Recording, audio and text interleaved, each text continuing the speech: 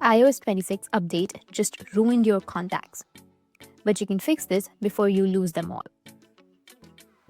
So the first solution is you can turn on syncing and resyncing.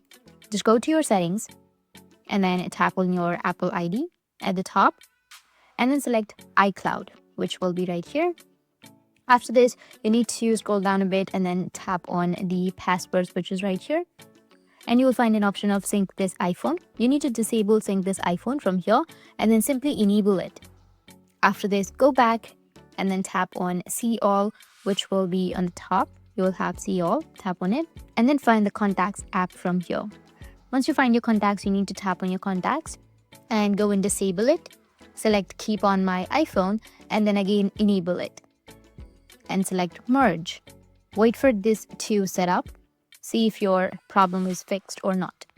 If that still doesn't fix your problem, then the next solution is you can offload and reinstall the Contacts app.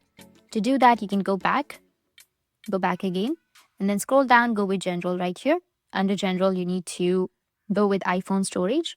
Under iPhone storage, you need to scroll down and then find the Contacts application. Once you find Contacts, tap on it, and then you'll find the Offload app right here. You need to tap on Offload. After uploading your application, you need to go and reinstall, and after reinstalling, your problem might be fixed. If that doesn't fix your problem, then the last solution is you need to go back and under your General, you need to scroll all the way down and tap on Transfer Reset iPhone. Now tap on Reset and then tap on Reset All Settings. Once you reset your settings, it will fix your problem. That's it, and if you have any questions, feel free to comment below. Thanks for watching.